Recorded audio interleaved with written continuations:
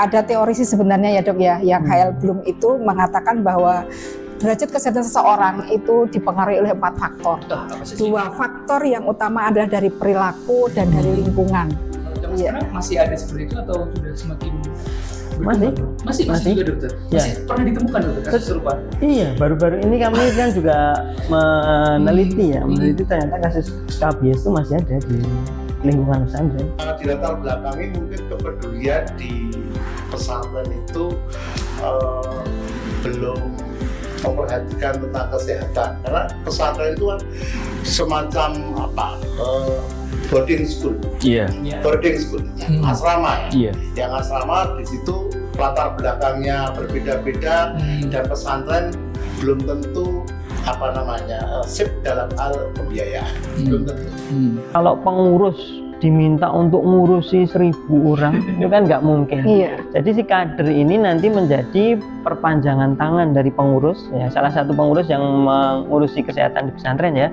Kemudian nanti kader-kader inilah yang nanti menyampaikan ke temannya, caranya hidup sehat seperti ini, jadi role model untuk mengajak perilaku hidup sehat. Itu jauh lebih efektif menggunakan kader yang juga dari para santri.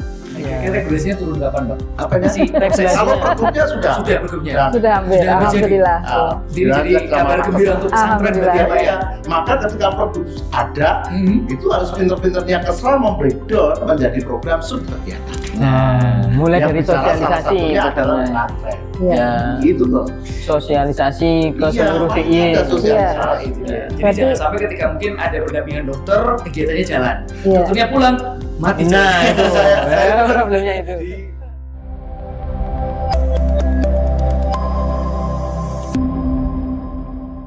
Discuss, podcast bersama Dinas Kesehatan Daerah Istimewa Yogyakarta bersama Dr. Hanggoro Tridinonce PhD SPPA FKKMK UGM, RB Dwi Wahyu B SPD MSI, Ketua Komisi D DPRD DIY, Siti Nurhayah Isfandiari SKM MPH, Kepala Seksi Promosi Kesehatan dan Tata Kelola Kesehatan Masyarakat Dinas Kesehatan DIY.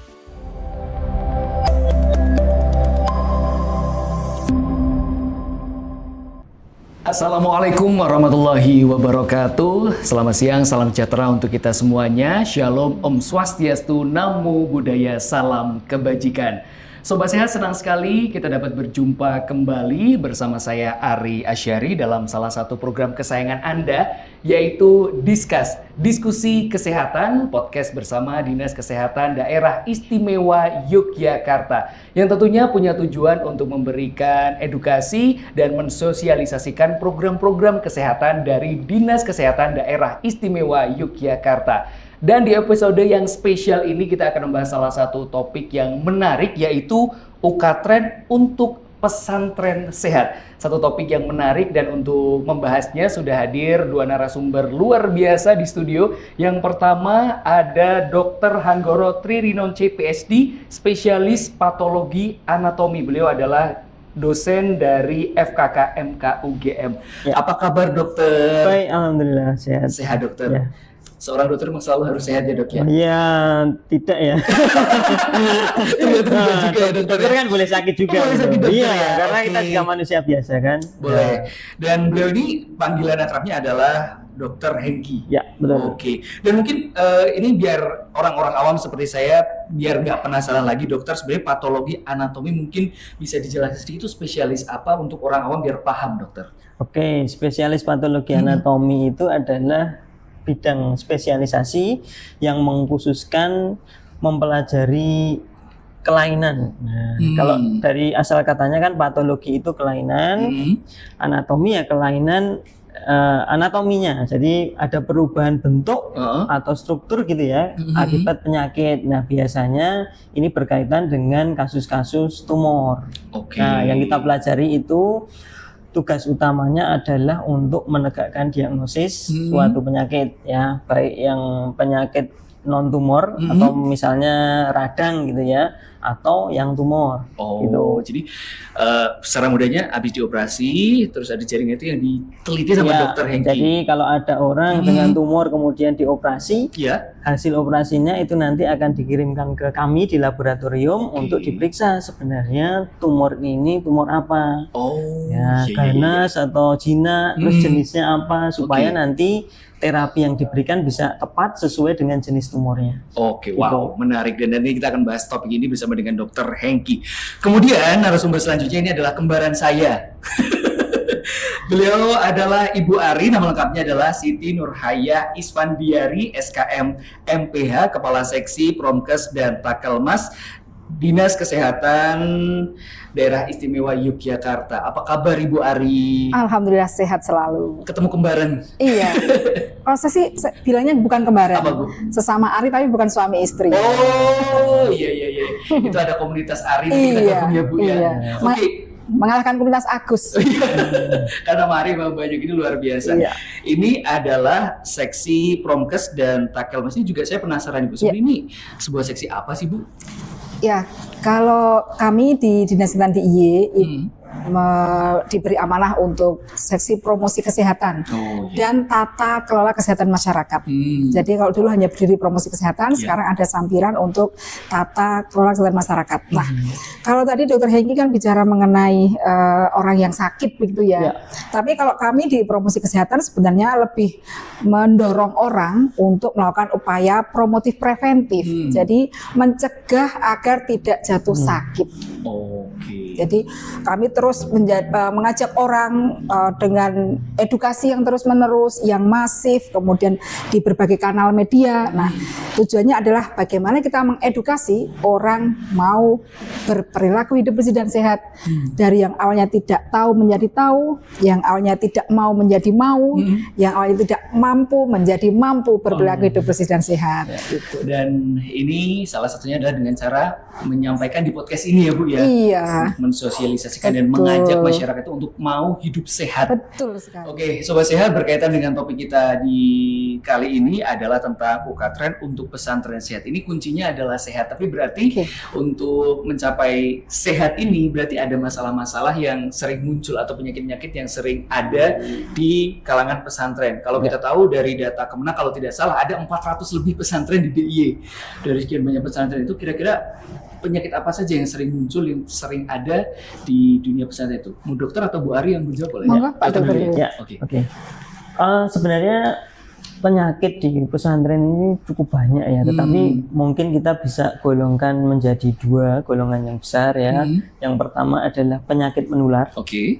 yang kedua adalah penyakit tidak menular. Penyakit menular contohnya adalah skabies atau Skabies. kalau dalam bahasa Jawa itu budiken. Nah, itu masih Gatal menjadi- berarti itu Iya. dokter ya? Kalau Gatal belum itu. gudikan belum nyantri gitu ya, Dok, ya. itu Nah, tuh. itu katanya. Betul, Itu PPH dulu ya. gitu ya, Dok. Masih ada sampai Sampai sekarang masih ada, ya, dokter? sampai sekarang masih ada. Pengalaman kami seperti itu. Nah, itu kan penyakit yang sebenarnya bisa diberantas gitu ya, tetapi di pesantren memang masih ada. Jadi santri yang satu menularkan ke santri yang lain, mungkin karena kondisi lingkungan ya, kondisi lingkungan yang padat, satu kamar dipakai banyak orang, pinjem-pinjeman alat pribadi, ya, gitu itu yang bisa menularkan skabies. Dan juga penyakit-penyakit menular yang lain ya, yang kemarin yang baru kita ingat lah itu COVID ya, Wah, itu. itu kan Itu nggak cuma santri yang kena dokter. ya semuanya gitu ya, itu contoh penyakit menularnya. Kemudian yang penyakit tidak menular ini juga banyak ternyata, Oh iya, apa itu aja tuh? mulai dari yang kurang gizi sampai malah permasalahan yang obesitas gitu, jadi kegemukan. Jadi Berlainan itu juga ada ada ya, di satu kekurangan pesantren, gizi, betul Satu ya. kelebihan. Terus kemudian ya itu karena pola makan yang tidak bagus ya. Kemudian juga ternyata penyakit kejiwaan ya. Nah, permasalahan jiwa ini juga ternyata ada di pesantren. Mulai dari depresi, ya kemudian gangguan adaptasi dan lain sebagainya. Nah, itu mungkin Bu Ari menambahkan. Ya, kalau terkait permasalahan di pesantren, sebenarnya kita tidak hanya bicara mengenai penyakit ya, tapi lebih apakah pesantren itu mengenali faktor resiko yang menyebabkan santri itu menjadi sakit. Misalnya tadi dokter ini ngendika gudiken. Nah, sekarang pesantren tahu nggak sih kenapa siswanya bisa gudiken? Tidak hanya sekedar satu kamar 12 orang, tapi bagaimana dengan sumber airnya? Ya Dok ya. Betul. Jadi kalau kami melihatnya sih perlu adanya pengenalan faktor resiko penyebab sakit. Nah, kalau kami ada teori sih sebenarnya ya Dok ya, yang HL Bloom itu mengatakan bahwa derajat kesehatan seseorang itu dipengaruhi oleh 4 faktor. Dua faktor yang utama adalah dari perilaku dan dari lingkungan. Nah, saya kira ini juga permasalahan yang setiap pesantren itu bisa melihat bagaimana perilaku santri dan juga orang ataupun komunitas yang ada di sana untuk mau PHBS, perilaku hidup bersih dan sehat. Kemudian bagaimana lingkungannya? Apakah kamarnya itu terlalu lembab sehingga mikroorganisme berkembang dengan baik? Apakah kemudian pencahayaannya yang kurang?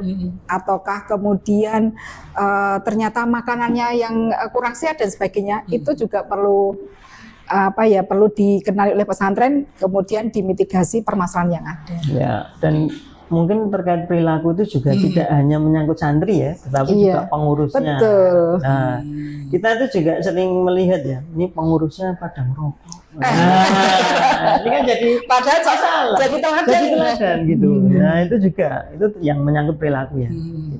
Padahal berarti misal tadi ada stigma Bu ya, kalau pendidikan berarti belum Betul. nyantri, berarti itu kan sudah tanda kutip sudah menjadi satu budaya di pesantren, berarti tugasnya juga cukup ini ya, cukup menantang ya ke depannya ya untuk merubah itu. Itu kan zaman dulu, kalau zaman sekarang masih ada seperti itu atau sudah semakin berkembang? Masih juga dokter? Masih pernah ditemukan dokter kasus serupa? Iya, baru-baru ini kami kan juga meneliti ternyata kasus skabies itu masih ada di lingkungan pesantren. Gitu. Tapi saya pernah baca satu artikel ketika ada skabies di satu pesantren, padahal diteliti airnya bersih, lingkungannya diteliti bersih, itu tapi masih banyak santri. Kira-kira apa saja itu penyebab kok bisa jadi merebak terus menular gitu sih, apa terus? Ya, kan itu penularannya melalui kontak. Jadi tadi misalnya ya saat dalam satu kamar itu banyak orang, terus kemudian dia tidurnya berdekatan. Kasurnya nggak pernah dibersihkan, ya kan? Nah itu nggak tahu. Itu bisa perilaku Dok.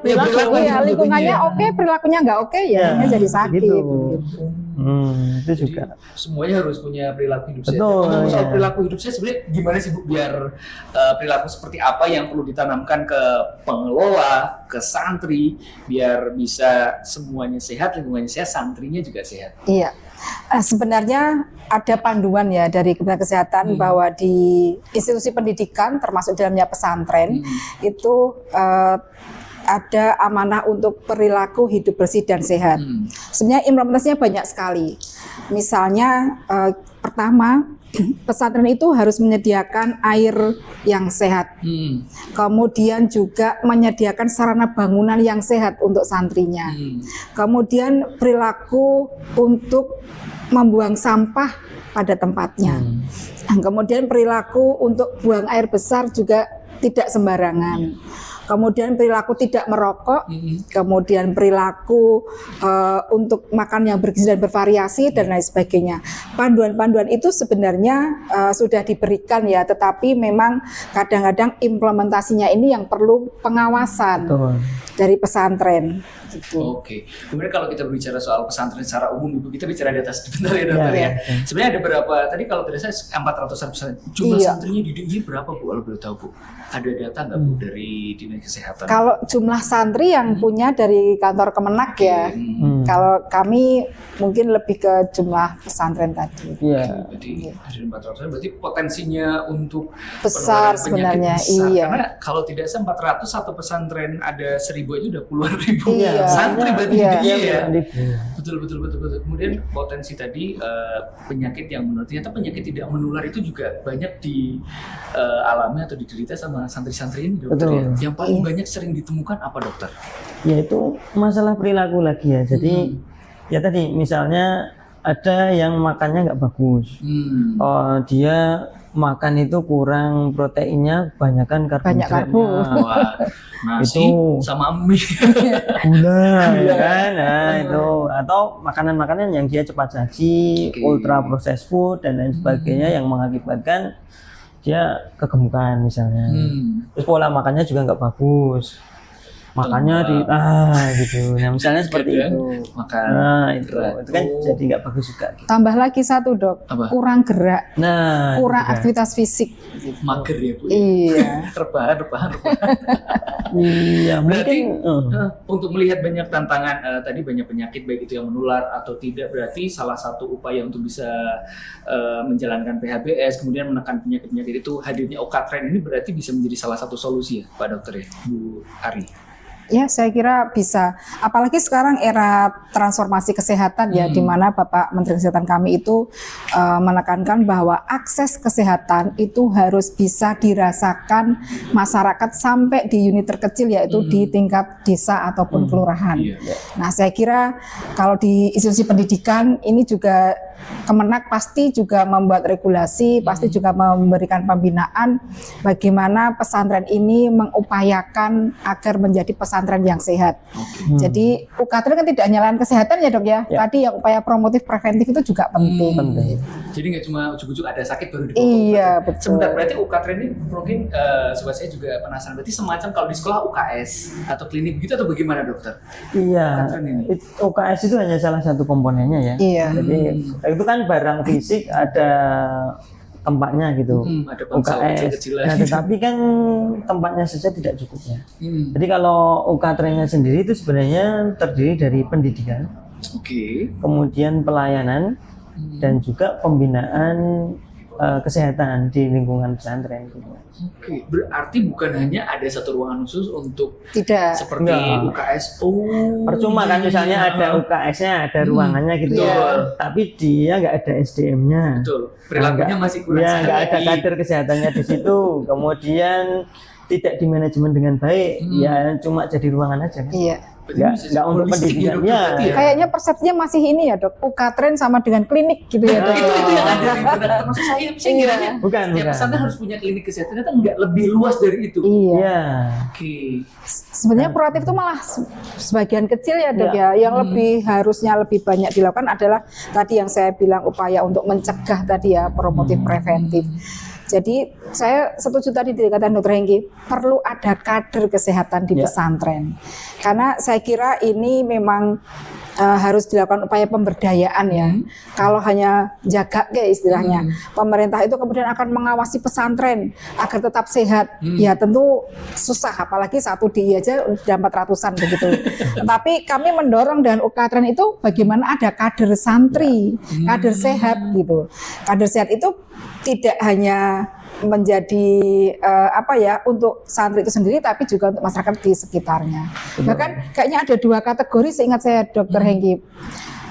Bagaimana kita mendorong ada kader husada ya, atau santri husada. Apa itu? Kader yang memang dia diberi bekal pengetahuan bagaimana menjaga kesehatan itu dengan perilaku dan lingkungan yang sehat. Oke. Kemudian ada kader bencana.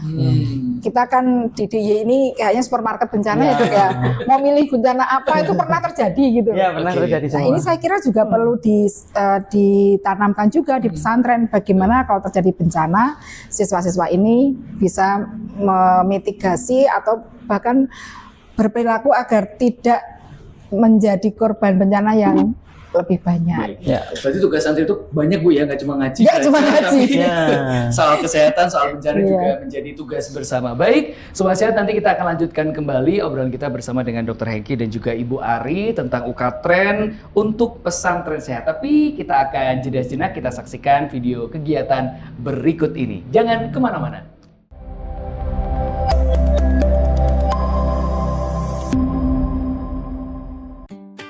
Perilaku hidup bersih dan sehat atau PHBS, yaitu semua tindakan kesehatan yang dilakukan atas kesadaran diri sehingga setiap orang atau keluarga dapat menolong diri sendiri di bidang kesehatan dan berperan aktif dalam mewujudkan lingkungan yang sehat.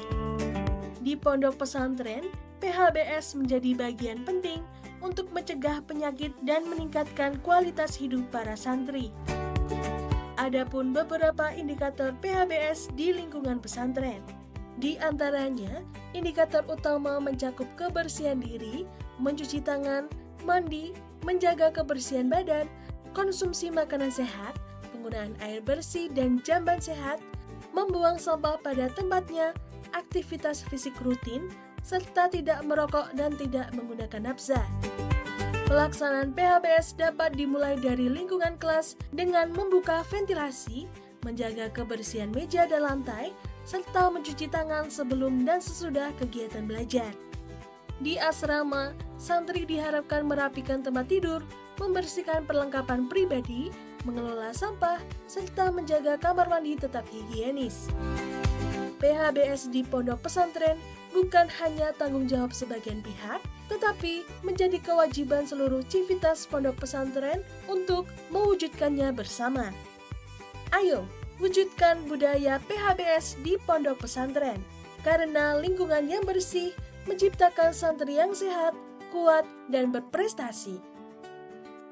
Pesan ini disampaikan oleh Dinas Kesehatan Daerah Istimewa Yogyakarta.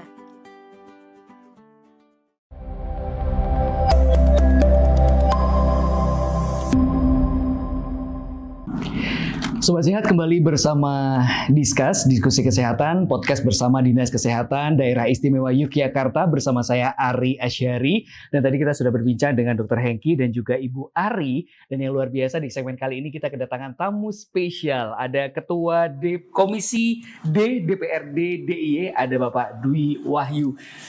Selamat datang Bapak Dwi. Terima kasih. Apa kabar hari ini Pak Dwi? Baik. Sehat Pak Dwi. Oke.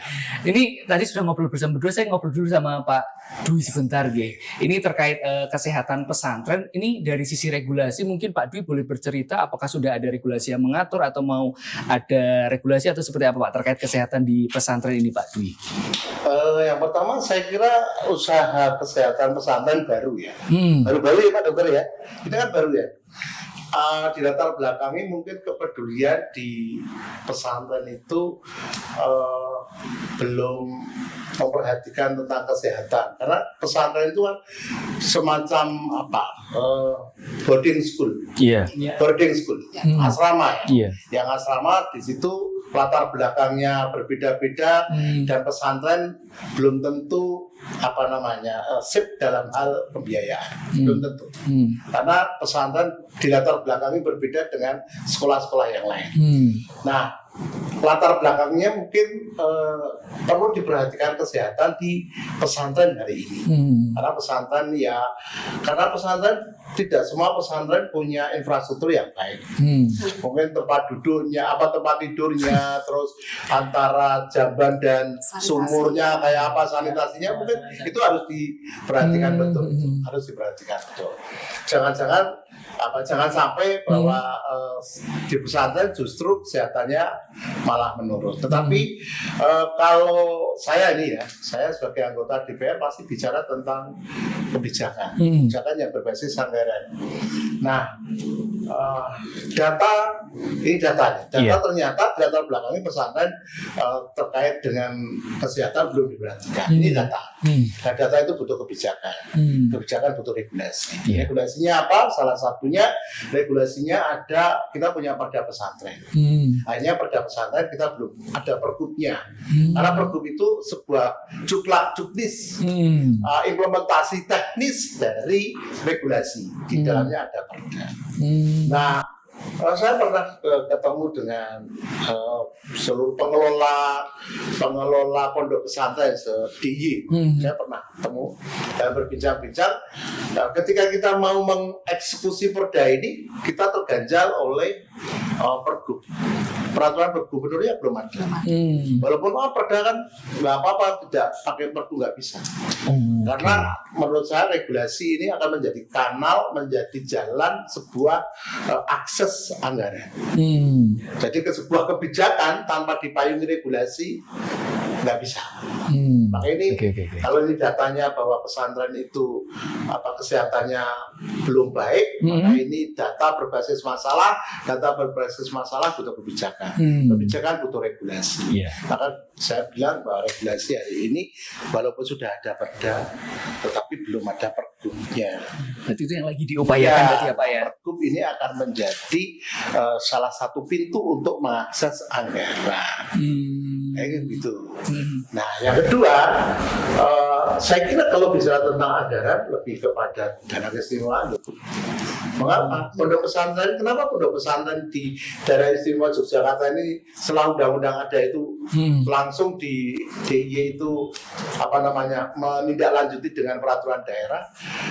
Karena pendidikan yang berbasis budaya itu ya sebetulnya mungkin kalau di muslim pun pesantren ya, betul. Ada pesantren, ada boarding class, ada asrama, itu sama saja sebetulnya. Bahwa pendidikan berbasis boarding class. Hanya kalau di muslim ada yang namanya pesantren. Saya kira sama saja. Jadi intinya dari pemerintah memang mendukung upaya untuk pesantren ini semakin sehat gitu ya Pak ya. Oke. Dan budaya.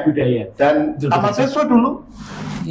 Namanya Padepokan. Iya, jangan dulu ya. Iya, ada Padepokan. Maka kalau ini bicara tentang breakdown kebijakan, nomenklaturnya bisa diambil dari dana keistimewaan. Pesantren itu nomenklatur keistimewaan. Oke, baik. Terima kasih. Satu pencerahan baru nih dari Pak Iya, betul. Terkait ukatren untuk pesantren sehat ini, tentu saja harapannya semua pesantren bisa punya ukatren di pesantrennya masing-masing. Nah, mungkin untuk pesantren yang belum ada ukatrennya, Ibu, mungkin ketika mereka ingin membuat ukatren, apakah perlu melapor ke Dinkes, kemudian nanti akan ada pendampingan dari dokter yang standby di situ, jaga di situ, atau seperti apa Ibu untuk regulasinya? Oke. Terkait ukatren, kita tidak bicara hanya ada klinik di pesantren ya, karena ini kan upaya kesehatan. Jadi ada upaya promotif, preventif, juga kuratif. Nah, kalau mau mendirikan ukatren, sebenarnya di setiap pesantren itu perlu, karena kita agar punya satu wadah bagaimana upaya menyehatkan pesantren itu benar-benar bisa direncanakan, dilaksanakan, dan dievaluasi. Nah, kalau suatu pesantren ingin membentuk suatu ukatren, ini bisa minta pembinaan ke unit pelayanan kesehatan dasar yang mewilayahi di mana pesantren itu ada. Misalnya di puskesmas. Ada TUSI teman kami promosi kesehatan yang membina pesantren sebagai sebuah tempat fasilitas umum agar dia dalam menjalankan kegiatannya tetap menjaga kesehatan bagi warganya. Nah, kalau mau mendirikan ukatren, maka upaya promotif, preventif, kuratif itu tetap harus jadi satu. Nah, kalau yang upayanya kuratif, tentu harus ada satu unit layanan kesehatan internal begitu yang ada di pesantren. Ini tidak harus pesantren itu punya satu dokter, tetapi bisa meminta puskesmas untuk ada dokter yang bertanggung jawab ketika ada pelayanan kesehatan di pesantren tersebut. Tetapi kalau yang upaya promotif preventif, ini perlu pemberdayaan di internal pesantren sendiri. Saya kira yang penting adalah tekad dari pesantren itu bagaimana dia akan mewujudkan ukatren di pesantrennya.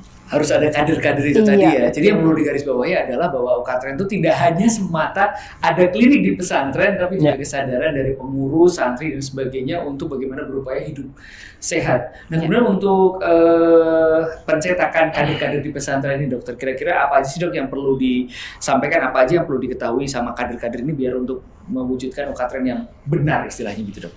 Ya, mungkin saya nambah Ibu Ari dulu ya. Pengalaman kami selama 4 tahun mendampingi pesantren, terus hasilnya tuh ini. Nah, tak tunjukin sekalian. Nah, trias ukatren. Nah, ini kami tulis bersama di suatu tim pengabdian masyarakat yang bergerak di suatu pondok pesantren di Jogja begitu ya.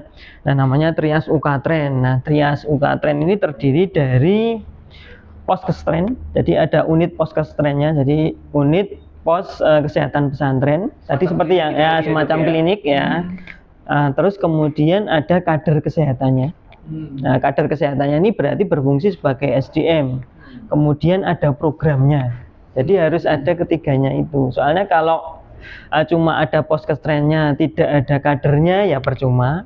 Udah ada kadernya nggak ada program yang dijalankan ya itu percuma juga, gitu kan? Tiga-tiganya harus jalan Ya bersamaan. betul, ketiga-tiganya harus jalan bersamaan. Kemudian peran kader ini penting banget. Tadi sesuai pertanyaannya ya, kader ini penting banget.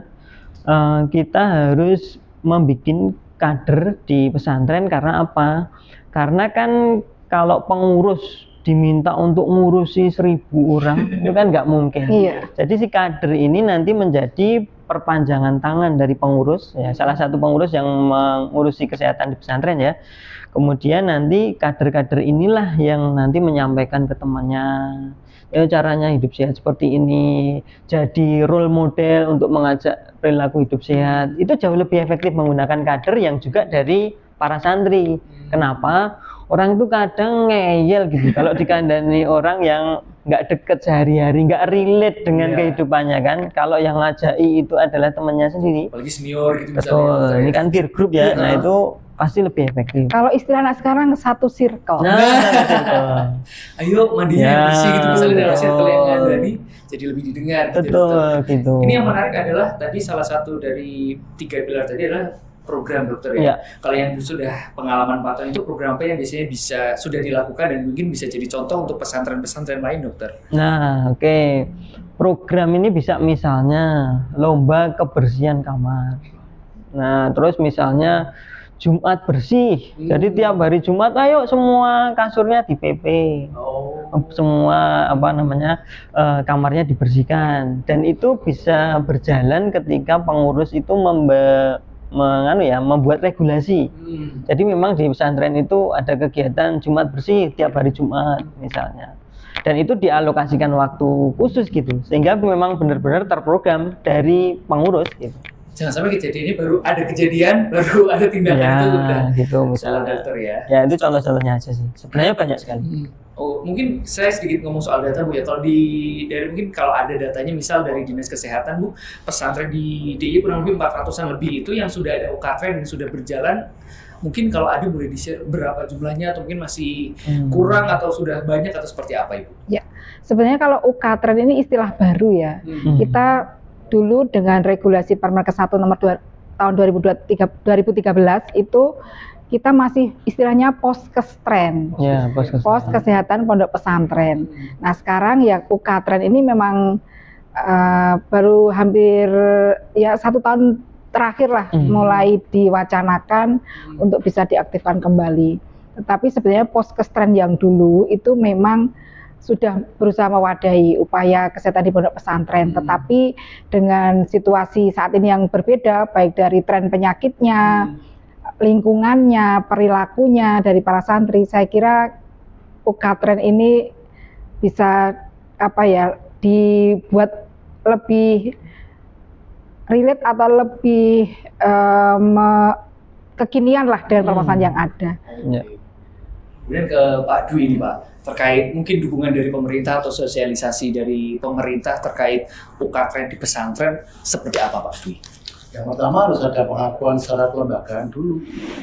Kalau Ibu tadi bilang bahwa UKTREN juga kolaborasi dengan Puskesmas misalnya, ya Puskesmas akan bergerak ketika memang ada sinergi kelembagaan.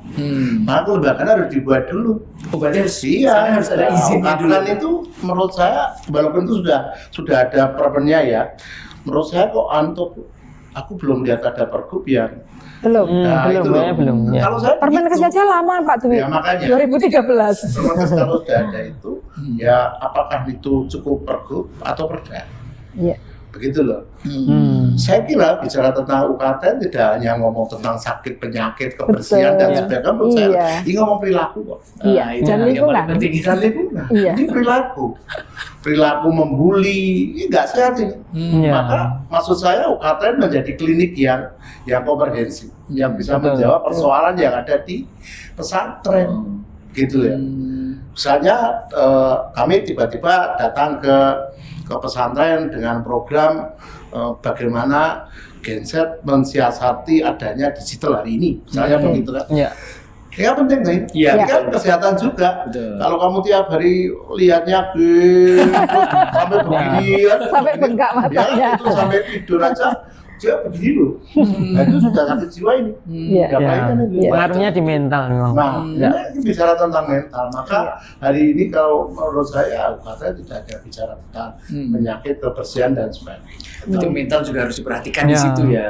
Behavior Yang ya. hari ini kan sudah terbukti bahwa di DIY ini orang ODGJ tinggi sekali. Tinggi sekali. Dan ODGJ banyak yang di generasi Z. Mengapa? Salah satu satunya. teknologi itu tadi Pak. Digital lagi. Digital lagi. Digital kenapa? Nah, dia kena pinjal, Betul. kena judul. Mungkin dia punya pacar yang cantik gitu, padahal pacarnya itu setiap bulan harus skincare gitu, terus suruh membelikan skincare gimana? Iya. Mau ngomong sama orang tuanya nggak bisa, Heeh. nggak berani mungkin. Ya salah satunya pinjam, karena dia tidak punya penghasilan. Setelah ditagih, stres. Ini serius. Iya, Dampaknya Ide banyak sekali. ODGJ salah satunya itu, dan itu di apa namanya di SLTA dan mahasiswa. Terus tadi kaitannya sama regulasi, berarti ketika ada mungkin sebuah lembaga ingin mendirikan pesantren, apakah UKTRN ini menjadi salah satu syarat wajib untuk bisa mendirikan pesantren? Saya kira ada regulasi begini deh. Kita melihat yang 400 sekian pesantren di DIY itu Betul. semua juga belum bisa berdiri di kaki sendiri, dia masih mengharapkan dari donatur juga masih banyak. Nah, bagaimana sekarang? Saya sekali lagi di depan saya mengatakan bahwa sebetulnya tinggal perda pesantren ini tinggal sambungan aja dengan nomenklatur. Salah satunya di Pergub. Itu yang Ya kan? masih Ya. diusahakan Pak ya. Pergub, bagaimana Pergub itu juga melingkupi kaitannya dengan UKTRN. Ya kan kalau Iya, iya, nanti kita mau ngomongin klinik gitu ya, klinik siapa yang membuat klinik? Kalau klinik ya standarnya paling tidak punya ambulan. Iya, betul. Kan Kegawat anggaran juga darurat. ini, Iya. Ya. gitu loh. Maka ketika kalau ini bagaimana kewenangan anggota dewan ya, kalau saya melihat data dulu, UKT-nya dulu pasti kita ngomong regulasi dulu. Iya. Regulasi kalau sudah kena, mari. Mari, kan ngomong infrastruktur juga kan, ngomong sehat. Tadi saya bilang sumurnya kayak apa, E. coli apa enggak, kan gitu, pH-nya kayak berapa. Ya. Terus bagaimana, apakah masih di pondok pesantren bisa menyelesaikan? Belum tentu.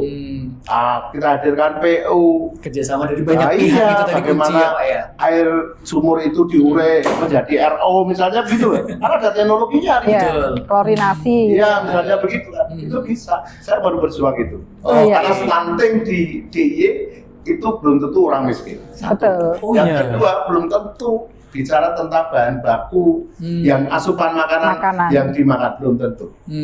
Tapi air. MBG hari ini pasti E. coli penyebabnya.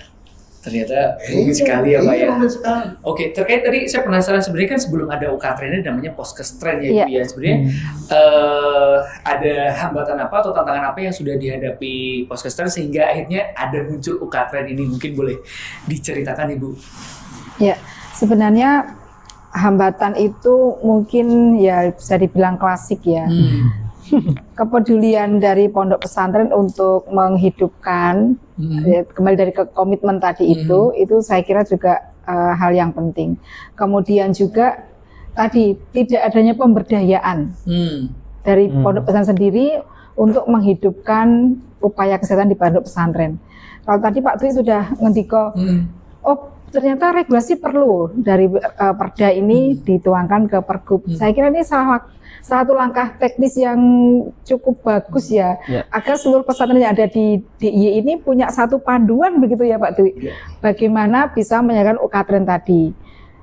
Regulasi oke, sudah akan disiapkan oleh regulator gitu, dalam hal ini adalah DPRD DIY. Nah kemudian bagaimana pemberdayaan ini bisa diupayakan oleh pondok pesantren. Kemudian tadi Pak Dwi juga ngerti pondok pesantren belum mandiri begitu. Barangkali juga nanti dalam upaya perlu bermitra dengan orang yang memang bisa untuk menggerakkan upaya pondok pesantren tadi. Kami ambil contoh misalnya untuk pondok pesantren yang mungkin dari sisi organisasi keagamaannya sudah cukup kuat.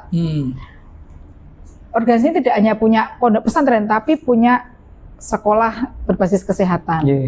Kemudian juga punya sekolah berbasis ekonomi. Ini kan bisa saling menggerakkan tadi yang kami sebut dengan mitra tadi. Oke. Dan ini yang sudah punya pengalaman 4 tahun mendampingi sebuah pesantren ya dokter ya. Terkait UKT ini, tantangan yang paling sering ditemukan di lapangan apa saja dokter? Sebenarnya tadi ya yang seperti disampaikan Bu Ari. Jadi masalahnya itu kurang pembinaan, kurang gregetnya gitu dari pengurus gitu untuk benar-benar menjalankan UKTREN gitu. Padahal ketika kita coba bergerak gitu ya, potensinya itu ada. Misalnya dalam hal bikin kader dari santri-santri. Nah itu kan kadernya ini kan perlu dilatih, terus kemudian nanti sampai dia bisa menularkan ke adik kelasnya. Kan ini mesti kan ya nanti akan lulus gitu, sehingga kan yang paling dirasa jadi kendala itu sustainability, jadi keberlanjutan programnya itu. Jadi kalau setelah punya kader gini, nanti kalau itu tidak dibina, nggak ada tindak lanjutnya, kan nanti ke bawah-bawahnya nggak jalan lagi. Itu permasalahan klasiknya di situ sih. Jadi kemauan dari pengurus ini untuk bikin sistem yang bisa sustain itu, yang bisa keberlanjutannya sampai jangka panjang itu yang susah. Tapi mungkin gini Pak Dokter, membangun sebuah kesadaran itu kan nggak gampang juga. Ya, kesadaran itu akan ada ketika ada sebuah sosialisasinya. Sosialisasi pentingnya kesehatan. Sosialisasi pentingnya ada UKTREN di situ. Ini harus apa namanya, pikiran orang pesantren untuk dicuci otak bahwa ini penting gitu loh. Setelah itu baru ada kesadaran bahwa sosialisasi edukasi dulu, baru timbul kesadaran. Kesadaran itu akan bisa menimbulkan kemandirian. Pentingnya kemandirian nggak mungkin ke UKTREN itu kan, kalau bicara tentang SDM ya banyak sekali. Klinik itu standarnya harus 1 dokter, dan dokternya tidak mungkin dokter umum toh, mungkin psikolog, ya kan? Perawat. Penting ya kalau di UKTREN psikolog penting ini. Atau siapa yang bayar siapa? Ini kan perlu maka saya katakan tadi pentingnya ada regulasi, supaya kalau ada kebijakan, ada dokter di sana, ada psikolog di sana. Itu enak, karena pasti konsekuensinya ya anggaran. Nah itu dia. Anggaran. Kami tidak bisa mengeluarkan anggaran tanpa regulasi. Kira-kira regulasinya turun kapan, Pak? Apanya? Kalau pergubnya sudah pergubnya. Sudah hampir, alhamdulillah. Jadi kabar gembira untuk pesantren berarti ya, Pak ya. Maka ketika pergub ada, itu harus pinter-pinternya Kesra membreakdown menjadi program sub kegiatan. Nah, mulai yang dari salah sosialisasi adalah UKTREN. Gitu loh. Sosialisasi ke seluruh DIY. Itu dia. Jadi jangan sampai ketika mungkin ada pendampingan dokter, kegiatannya jalan. Dokternya pulang, mati. Nah, itu saya problemnya itu. Mohon maaf Pak Dwi, nanti kita akan lanjutkan kembali. Kita jeda sejenak. Kita tahan sejenak, kita akan lanjutkan kembali obrolan kita yang seru ini. Sobat Sehat, jadi pastikan Anda jangan kemana-mana, tetap di Discuss.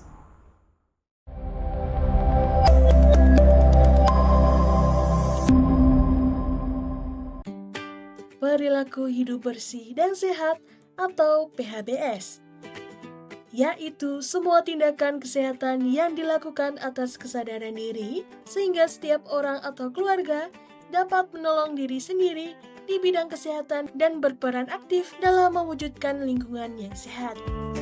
Di pondok pesantren, PHBS menjadi bagian penting untuk mencegah penyakit dan meningkatkan kualitas hidup para santri.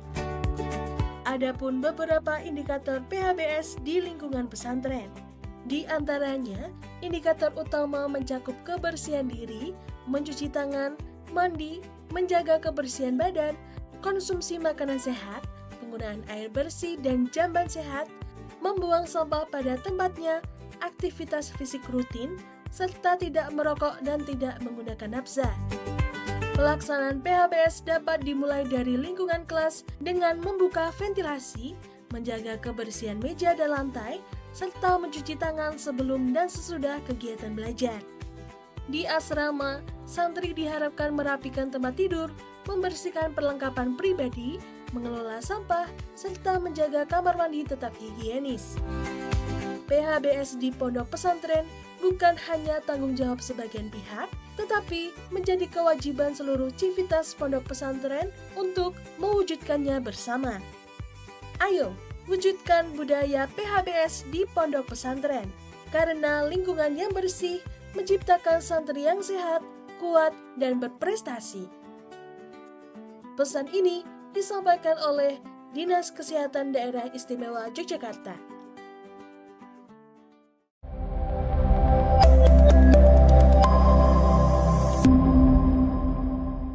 Ya, Sobat Sehat, kembali bersama saya Arya Syari dalam Discuss edisi kali ini, dan kita akan ngobrol lagi bareng bersama dengan Pak Dwi, Ibu Ari, dan juga Dr. Hengki. Kita masih ngobrol soal UKT, dan kita sayang banget udah masuk ke segmen terakhir. Ya. Mungkin sebelum kita nanti closing, saya minta closing statement satu persatu dari para narasumber. Saya pengen nanya dulu, mungkin harapannya untuk UKT ini ke depan seperti apa? Dari Pak Dokter dulu deh, biar nanti urut sampai. Ya.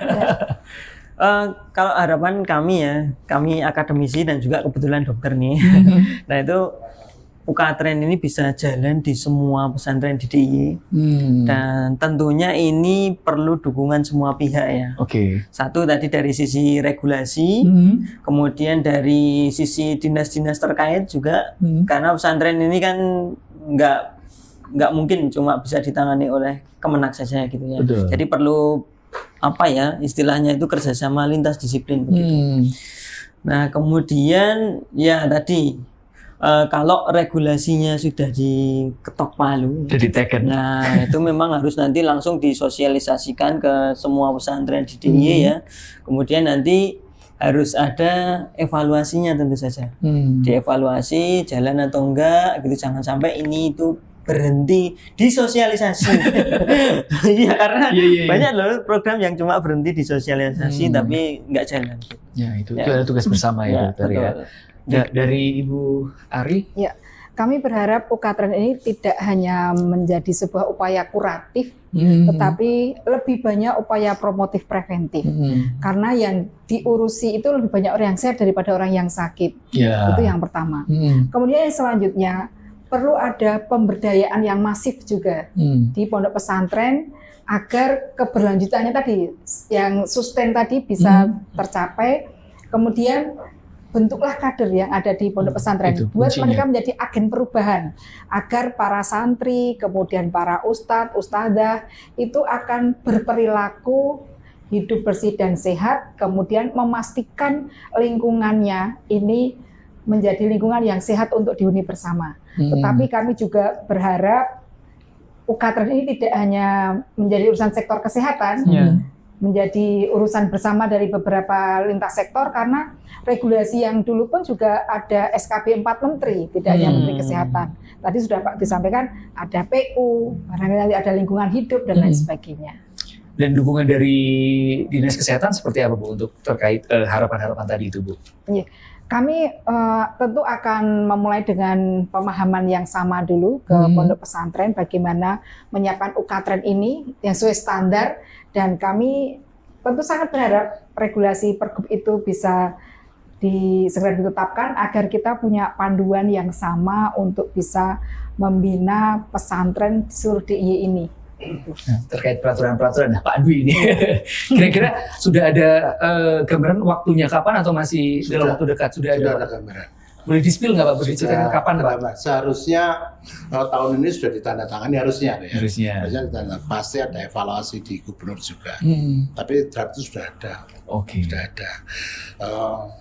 Dan saya kira draft itu sudah bisa menjawab dan menerjemahkan peraturan daerah tentang pondok pesantren menjadi program subkegiatan. Maka ini Dinas Kesehatan nanti akhirnya harus pintar-pintar membuat nomenklatur yang itu bisa diimplementasikan di pesantren, khususnya tujuan UKTREN tadi.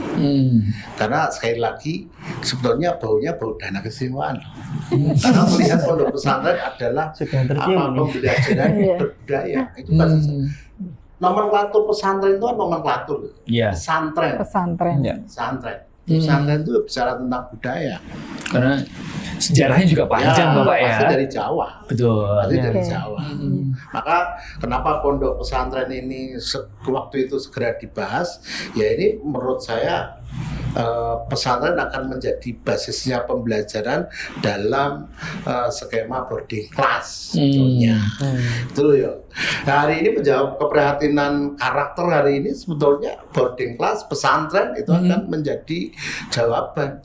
Kemudian kalau misal Menurut saya ya. Ya. Pergub tadi Bapak sudah diketok palu, sudah ditandatangani, itu bisa pengimplementasinya bisa langsung atau masih ada periode dulu seperti apa Pak? Nah, tinggal menerjemahkan menjadi program kegiatan. Jadi bisa langsung Kalau regulasinya diimplementasikan. sudah ada kan selesai. Oke. Selesai. Ibu walaupun APBD hari ini didok, tetapi pergub sudah ada kan skema anggarannya berbeda dengan reguler dengan dana keistimewaan. Dana keistimewaan ada perubahan 1, 2, 3. Betul. Kalau di reguler kan nggak bisa. Iya. Hari ini kita juga belum tahu tentang potret dais sampai penjabarannya kan belum tahu Bu. Belum tahu. Yang reguler baru. Berarti untuk bisa mensukseskan program UKTREN ini selain Iya. tadi ada kader, ada dukungan dari akademisi, dari dinas kesehatan, dana juga menjadi hal yang Iya, penting ya Pak anggaran. untuk dan mensukseskan dana itu kalau anggaran ada itu ya. selanjutnya pasti karena UKTREN dipelopori oleh dinas kesehatan harus membuat riset, kajian, data. Kita mau skala prioritas di mana dulu, Ya. terus kita mau ngapain dulu. Betul, sosialisasi ya keberlanjutannya ya harus ada action, tidak hanya sosialisasi saja. Harus berjalan. Iya, pergub ini karena saya sosialisasi perda pondok pesantren di mana-mana, terus kita berpikir kalau begitu kita harus ada pergub. Iya. Oke, baik Sobat Saya, itu dia obrolan yang luar biasa. Dan mungkin untuk menutup edisi kali ini, episode kali ini, saya minta nanti dari narasumber satu persatu untuk memberikan closing statement dan pesan-pesannya kepada pemirsa yang menyaksikan dari mana saja, karena ini bisa diakses karena internet zaman sekarang bisa nonton mungkin tidak hanya di Jogja tapi luar negeri juga bisa. Silakan mungkin dari Pak Dwi terlebih dahulu mungkin. Ya, Pesan pastinya konsep ini dari Dinas Kesehatan harus terinfokan ke Kesra. Karena Kesra itu adalah biro yang mengkaji, mengevaluasi, meriset, dan mendisposisikan kebijakan kepada OPD. Sekali lagi bicara UKTREN tidak bisa hanya diselesaikan di Dinas Kesehatan, tetapi ada kolaborasi, konsolidasi antar OPD. Kalau di kami namanya rencana aksi daerah, dan itu komandannya adalah Kesra. Oke. Terima kasih. Itu dia kolaborasi kunci Kolaborasi. dari Pak Dwi. Ibu Ari? Ya, harapan kami UKTREN ini tidak sekedar wacana, nanti bisa diimplementasikan. Kemudian ada muatan lokal dari sisi budaya yang akan mewarnai UKTREN di DIY. Sehingga kita bisa sebut nanti UKTREN ini adalah UKTREN istimewa. UKTREN istimewa. Ya, Oke. sepakat. Oke. Menarik. UKTREN istimewa. Dari Pak Dokter? Ya, mungkin saya mengajak ke pengurus pesantren ya di seluruh DIY, mari kita laksanakan UKTREN ini dengan melaksanakan triasnya. Nah, jadi poskestren harus jalan, kemudian ada kader santri sehatnya, kemudian ada program-program yang menunjang supaya seluruh lingkungan pesantren ya terdiri dari pengurus, kemudian santrinya dan seluruh lingkungannya itu supaya menjadi pesantren yang berperilaku sehat dan juga punya lingkungan yang sehat. Nah, Itu lingkungan sehat, santrinya sehat, pengurusnya sehat, semuanya sehat, otomatis DIY juga sehat, perekonomiannya juga akan terbantu. Pokoknya semua sektor akhirnya bisa jadi bagus kalau semuanya sehat ya. Baik, mungkin salah satunya buku trias UKTREN ini bisa dibagikan ke pesantren juga. Oh Pak iya, Dokter. Nah ini juga kita pasang di IG kita ya, di Oh. kader santri sehat. Kader santri sehat. Betul. Dan Oke. kita juga sedang melakukan riset Pak sebenarnya. Dokter, kalau Riset. harganya bisa 65.000, bilang sama dinas perpustakaan ada bedah buku. Oh. Nah ini iya. bisa di bedah buku di pesantren. Ya, itu. Bedah buku di pesantren dengan bukunya Pak Dokter. Ya. Oh, baru. Sekalian Ya, sosialisasi kita itu punya ya. 600 titik. Bedah. Nah, itu. Nih. Ini juga menjawab Bisa. yang tentang riset tadi. Kami juga sedang melakukan riset. Ini sedang ongoing, sedang jalan Tentang apa, Dokter? tentang kita memetakan sumber daya kesehatan di pesantren. Ya ini sudah ada 500 lebih pesantren yang mengisi. Wow. Nah, harapan kita nanti bisa kita sosialisasikan hasilnya ke Dinkes juga. Baik, nanti kami tunggu hasil risetnya. Ya. Itu Bisa di dibantu. support Kemenak. Ya, Oh, oke. Pak Dokter udah konsolidasi sama DPAD namanya, Dinas DPAD. Perpustakaan Arsip. Di perpustakaan itu karena kita punya goal literasi itu, maka ada bedah. Salah satunya bedah buku ini basisnya di pesantren. Menarik ini, jadi Iya. pesantrennya makin literasi Oke. juga baik. Ya. Nanti bilang atas saran Pak Dwi. Nah itu, dan kalau butuh MC, Arya Syari. Kuncinya itu kan. Baik, sobat sehat, demikian tadi obrolan discuss edisi kali ini tentang Ukatren untuk pesantren sehat. Luar biasa sekali perbincangan yang banyak dagingnya kalau anak Gen Z bilang zaman sekarang ya. Sekali lagi terima kasih Pak Dwi atas waktunya, Ibu Ari, Pak Dokter sudah berkenan untuk hadir di studio dan bercerita, berbagi informasi untuk kita semuanya. Jangan lupa kita berjumpa di episode selanjutnya. Jangan lupa juga untuk subscribe, like, dan juga komen di akun channel ini. Baiklah, saya Arya Syari, mohon pamit undur diri. Terima kasih atas kebersamaan Anda. Sampai jumpa di lain kesempatan. Terima kasih. Wassalamualaikum warahmatullahi wabarakatuh. Waalaikumsalam warahmatullahi wabarakatuh.